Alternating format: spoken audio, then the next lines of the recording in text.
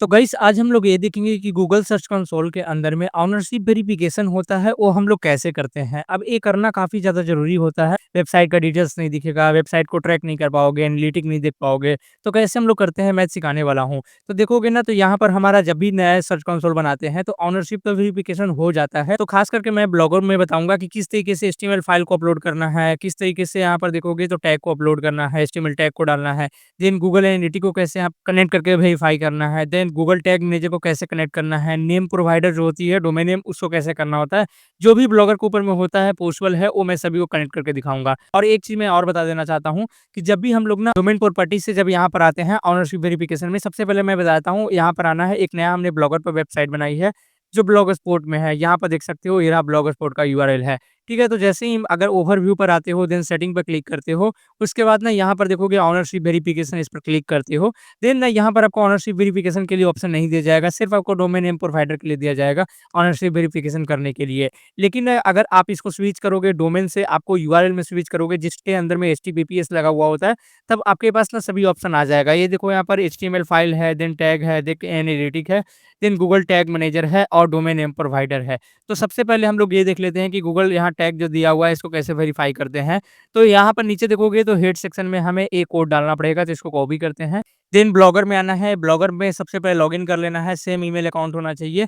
Same section पर click करनी है और इस पर क्लिक करना है, एडिट एचटीएमएल पर क्लिक करना है। देन ना सबसे ऊपर में देखोगे तो ये रहा हेड, ये रहा ओपनिंग हेड, यहीं पर हमें एक इंटर प्रेस करना है और देन गैप आ जाएगा और कंट्रोल भी से इसको पेस्ट कर देना है, तो सेव कर देना है। अब ये सेव होने में थोड़ा टाइम लगेगा, ये देखो सेव हो चुका है। अब आपके सामने मैं लाइव दिखाऊंगा, जैसे ही सेव हो जाएगा ना वेरीफाई नाउ के सेक्शन पर क्लिक करना है और यहाँ पर ना विथिन सेकंड लेगा, लगभग 20 से 30 सेकंड लेता है और ये देखो विथिन 10 सेकंड ये वेरीफाइड हो चुका है आपके सामने। किसी तरीके से हमने यहाँ पर लेट नहीं लगाया, तुरंत वेरीफाई हो चुका है। अब एचटीएमएल फाइल को भी वेरीफाई करेंगे, उससे पहले एनालिटिक को कैसे वेरीफाई करते हैं वो भी मैं आपको सिखा देता हूँ। तो सबसे पहले आपको करना क्या होगा, एनालिटिक को वेरीफाई करने के लिए गूगल एनालिटिक में आपका अकाउंट होना चाहिए। अब उसके लिए करना क्या होगा मैं थोड़ा-सा सिखा देता हूँ। तो गाइस ये रहा हमारे पास गूगल एनालिटिक का होम पेज। अब इसके अंदर में ना मैंने मल्टीपल वेबसाइट कनेक्टेड कर रखा है। ऑल अकाउंट पर जाऊँगा तो बहुत सारी वेबसाइट दिख जाएगा। इसके अंदर में ना हमें एक नया वेबसाइट कनेक्ट करना पड़ेगा, तभी जाकर हम यहाँ गूगल एनालिटिक को वेरीफाई कर सकते हैं। क्योंकि अगर हम इसको जैसे ही करोगे ना, जैसे अगर वेरीफाई नाउ पर सेक्शन पर क्लिक करोगे, तो अब ये वेरीफाइड नहीं होगा क्योंकि हमने गूगल एनालिटिक का अकाउंट नहीं बनाया है और उसके अंदर में कोड हमें पेस्ट करना होता है। बस गूगल एनालिटिक का पहले से कोई अकाउंट नहीं है, तो अकाउंट आपको बना लेना चाहिए। इस तरीके से डैशबोर्ड नहीं मिलेगा जब अकाउंट नहीं है।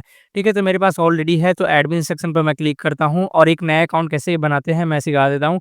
ऊपर में क्रिएट सेक्शन पर क्लिक करना है, अकाउंट सेक्शन पर क्लिक करनी है और यहीं से हम नया अकाउंट ऐड कर सकते हैं। तो सबसे पहले ना ये रहा हमारी वेबसाइट का नाम, मैं दिखा देता हूँ कि कौन-सा हमारा वेबसाइट है जिसको मैं ऐड करने वाला हूँ। तो गाइस ये रहा हमारी वेबसाइट, बिल्कुल डेमो पर्पज़ के लिए सिर्फ बनाया गया है, तो इसको मैं कॉपी करूँगा और इसका यूआरएल को मैं पेस्ट करूँगा। सबसे पहला पूछ रहा है अकाउंट नेम, तो अकाउंट नेम में हमें क्या डालना है ना, सिर्फ अपनी वेबसाइट का नाम डालना है, यूआरएल को हटा देना है। हमें ना गूगल एनालिटिक का कोई सर्विस प्रोडक्ट चाहिए तो इसको टिक कर देना है, देन नीचे आना है, नेक्स्ट सेक्शन पर क्लिक करना है।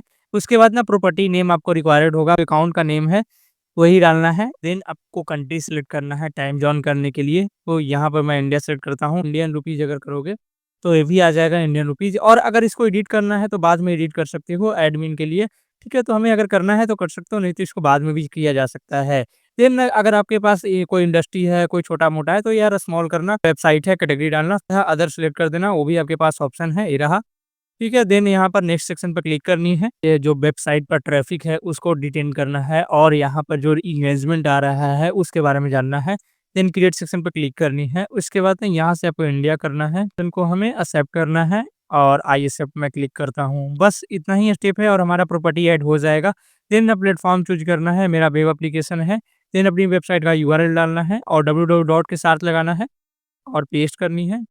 That's it. उसके बाद इसका नाम डाल देना है, तो ये रहा इसका नाम। ठीक, उसके बाद हमें सिंपल है क्रिएट एंड कंटिन्यू सेक्शन पर क्लिक करना है। देन यहाँ पर ना डेटा कलेक्ट करने के लिए आपको सबसे पहले यहाँ ऐड स्ट्रीमिंग करना है। ये रहा आपका डेटा भी कोई रिसीव नहीं हुआ है। नेक्स्ट सेक्शन पर क्लिक करना है। उसके बाद आपको वेरीफाई करने के लिए बोला जाएगा यार कि ये रहा मेजरमेंट आईडी आपको मिल चुकी है, इसको वेरीफाई करोगे तभी जाकर मैं कनेक्टेड करूँगा और यहाँ पर कनेक्टेड लिख जाएगा अगर वेरीफाई करोगे। पहले यहाँ पर व्यू टैग इंस्ट्रक्शन पर क्लिक करनी है और आपको एक टैग दिया जाएगा उसको यहाँ पर डालना है। तो ये रहा, अब सबसे पहले हमें ना मैनुअली डालना है, तो मैनुअली पे क्लिक करनी है और ये रहा कोड, इसको कॉपी करना है और कहाँ पे डालना है तो हेड सेक्शन के पास डालना है। और ये रहा हमारी वेबसाइट, अगर डाल दोगे तो यहाँ पर टेस्ट करोगे तो दिखा देगा कि आपने डाल चुके हैं। तो उसके लिए आना है थीम सेक्शन पर, फिर से क्लिक करना है, एडिट एचटीएमएल पर क्लिक करना है। देन आपको ना ये रहा हेड, हेड के नीचे आपको एक एंटर प्रेस करना है और यहाँ पेस्ट कर देना है गूगल टैग। उसके बाद यहाँ से सेव कर देना है। देन जैसे ही सेव करते हो ना, फिर से यहाँ पर आना है, टेस्ट सेक्शन पर क्लिक करनी है। और ये अभी ना जैसे ही गूगल टैग मैनेजर का कोड डालते हो तो तुरंत वेरिफिकेशन नहीं होता है, थोड़ा बहुत आपको टाइम देना पड़ता है। उसके बाद ये वेरीफाई कर लेगा, क्योंकि डिटेक्ट करेगा, लगभग 5-10 मिनट तक टाइम लगेगा और वेरीफाई कर लेगा। लेकिन हम लोग देखेंगे सर्च कंसोल में वेरीफाई हुआ है नहीं। वेरीफाई नाउ सेक्शन पर क्लिक करेंगे और ये देखो हमारा वेरिफिकेशन सक्सेसफुल हो चुकी है। गूगल एनालिटिक यहाँ पर वेरीफाइड दिख रहा है। अब हमें ना बाकी का 3 कैसे करते हैं, इसके लिए ना सबसे पहले एचटीएमएल फाइल बनाएंगे, उसके बाद हम लोग ये देखेंगे गूगल टैग मैनेजर। इसको कैसे वेरीफाई करते हैं, तो गूगल टैग मैनेजर में हमें अकाउंट बनाना पड़ेगा और उसमें पब्लिक करना पड़ेगा, उसके बाद ही हम वेरीफाई कर सकते हैं। तो गूगल टैग मैनेजर गूगल के ऊपर में सर्च करना है और ये रहा हमारा गूगल टैग मैनेजर, इसको ओपन करना है। देन आपको अगर फर्स्ट टाइम आते हो क्रिएट अकाउंट सेक्शन पर क्लिक करना है, अपनी वेबसाइट का नाम डालना है। बस गूगल टैग मैनेजर के अकाउंट नहीं है तो कैसे बनाते हैं, क्योंकि ये भी आपके साथ में मैं सिखा दे रहा हूँ। तो इंडिया में सिलेक्ट करूँगा और डेटा एनोनिमस मैं यहाँ पर हाइड कर दूँगा और एग्ज़ाम्पल के साथ डालना है। ये रहा जैसे दिखा हुआ है, तो मैं इसको कॉपी करूँगा पर आपको डाल देना है, ठीक है? ये बहुत शॉर्टकट तरीका है। देन वेब सेलेक्ट करना है, उसके बाद क्रिएट सेक्शन पर क्लिक करनी है। देन यहाँ से इंग्लिश लैंग्वेज रहने देना है और आई एग्री कर देते हैं, फिर येस कर देते हैं। और ये सेविंग होना शुरू हो चुका है, थोड़ा-सा ही टाइम लगेगा जब तक कि सेव होता है, थोड़ा-सा वेट करना है। ऑलराइट, तो हमारा सेव हो चुकी है और इस तरीके से हमें कोड भी आ चुका है। जब भी सेव करोगे ऑटोमैटिक आपके पास कोड आ जाएगा। इसको सबसे पहले हेडिंग में डालना है, इसको कॉपी करेंगे, यहाँ पेस्ट करोगे ना हेड सेक्शन के अंदर में, तो कई बार एरर आती है, तो हमें उसको कैसे रिज़ॉल्व करते हैं मैं सिखा देता हूँ। सबसे पहले इस कोड को कॉपी करना है और एक यहाँ पर देखोगे तो नोटपैड के ऊपर में डाल देना है।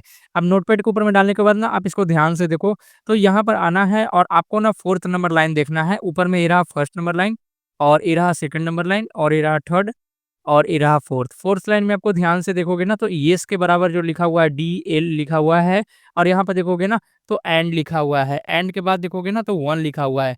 तो हमें सिंपल सा करना क्या होगा, यहाँ पर ना ये रहा एंड लिखा हुआ है, यहाँ पर ना सिंपल है, हमें यहाँ स्मॉल में लिखना है एएमपी और सेमीकोलन, इस तरीके से आपको कर देना है बस, और कुछ मत करना है, क्योंकि हमें ना ब्लॉगर एएमपी सपोर्ट करता है, इसीलिए यहाँ पर एरर आएगा। इसके बाद जैसे ही इसको चेंज करोगे कॉपी करना है, उसके बाद यहाँ पर आना है और ये रहा हेड, हेड के नीचे में पेस्ट करना है। ये काम ज़रूर कर लेना, नहीं तो एरर आएगी, तो फिर बोलोगे यार कमेंट में कि मेरा काम नहीं कर रहा। देन मैं लाइव दिखा रहा हूँ कि हमारा कोड में दिक्कत तो नहीं है, अगर दिक्कत होगा तो यहीं पर दिख जाएगा, नहीं तो सक्सेसफुली ये सेव हो जाएगा। तो ये देखो आपके सामने मैंने सेव कर दिया। उसके बाद अब मैं आता हूँ, यहाँ कॉपी करना है और फिर से एडिट एचटीएमएल में जाना है और यहाँ सर्च करना है बॉडी। इस तरीके से सर्च करोगे हर एक टेम्पलेट के अंदर में बॉडी मिल जाएगा। यहाँ पर आपको ये रहा, अब इसको ना ओपनिंग के अंदर में डालना है, तो मैं यहाँ पेस्ट कर देता हूँ। देन यहाँ पर इस तरीके से देखो सक्सेसफुल सेव हो चुका है। उसके बाद ना सबसे पहले इसको सबमिट ज़रूर करना है। इसको मैं यहाँ पर सबमिट कर देता हूँ, तभी ये चेंज हो पाएगा। और यहाँ पर लिख देता हूँ गूगल, ठीक है? उसके बाद मैं इसको पब्लिक कर देता हूँ, तभी ये सेव हो पाएगा, तभी हमारे पास डेटा दिखा पाएगा। तो थोड़ा-सा वेट करते इसको सेव होने देते हैं, तो ये रहा हमारा सेव हो चुका है। और ये रहा लाइव, ये हमारा लिख रहा है कि ये वाला वेबसाइट है जो लाइव हो चुकी है और ये रहा इतना जितना ट्रिगर होगा यहाँ पर दिखाएगा। ठीक है, तो यहाँ पर आते हैं और टैग मैनेजर पर क्लिक करते हैं और ये देखो वेरिफिकेशन सक्सेसफुल हो चुका है और गूगल टैग मैनेजर यहाँ वेरीफाइड दिखा रहा है। देन हमें 2 वेरिफिकेशन और रिक्वायर्ड है, एक एचटीएमएल फाइल और दूसरा वेरिफिकेशन है डोमेन नेम प्रोवाइडर। तो देखो डोमेन नेम प्रोवाइडर तो हम लोग कभी भी वेरिफिकेशन नहीं कर पाएँगे, क्योंकि हमारे पास जो डोमेन नेम है वो blogspot.com है। फाइल को अपलोड करना पड़ेगा जो है ब्लॉगर के अंदर में। तो यार ब्लॉगर के अंदर में ना एचटीएमएल फाइल को कभी भी अपलोड नहीं कर सकते हो। तो ये दोनों जो आपको वेरिफिकेशन दिया जा रहा है ना, ये दोनों हमें कंप्लीट नहीं कर सकते हो ब्लॉगस्पॉट डोमेन के साथ। क्योंकि इसके अंदर में ना फाइल अपलोड करने के लिए ना आपके पास सेल्फ होस्टेड प्लेटफॉर्म होना चाहिए, जैसे होस्टिंगर हो गया, गोडैडी हो गया, किसी तरीके का होना चाहिए, तभी जाकर ये एचटीएमएल फाइल को अपलोड कर सकते हो। आपके पास वेब होस्टिंग होना चाहिए। लेकिन ब्लॉगर आपको फ्री में वेब होस्टिंग दे रही है, तो किसी तरीके का आपको फाइल मैनेजर का एक्सेस नहीं मिलता है, तो इसे हम कंप्लीट नहीं कर पाएंगे, क्योंकि इसको डाउनलोड करके अपलोड करना होता है। और सेकंड चीज़ ये हो जाती है डोमेन प्रोवाइडर वेरीफाई करना, तो ये भी हम नहीं कर सकते हैं, क्योंकि डोमेन नेम जो आपको मिले जा रहा है ना, वो ब्लॉगर की तरफ से फ्री ऑफ कॉस्ट मिले जा रहा है। तो उसके अंदर में किसी तरीके का आपको डोमेन नेम एक्सेस करने के लिए, डोमेन नेम को डिलीट करने के लिए, डोमेन नेम में मॉडिफाई करने के लिए कहीं पर भी आपको नहीं दिया जा रहा। तो इसको भी हम लोग कंटिन्यू नहीं कर सकते हैं, इसको भी हमें यहाँ पर छोड़ना पड़ेगा। तो ब्लॉगर के अंदर में जो ब्लॉग स्पॉट के अंदर में ये चारों ही हो पाता है। बाकी एडिशनल वेरिफिकेशन अगर नहीं भी करते हो तो कोई दिक्कत नहीं होती है, क्योंकि हमारे पास सभी चीज़ें और भी ऑप्शन हो जाता है। हमारी वेबसाइट को ट्रैक करने में, हमारी वेबसाइट का डेटा निकालने में, एनालिटिक्स चेक करने में, टैग मैनेजर को वेरीफाई करने में यूज़ होता है।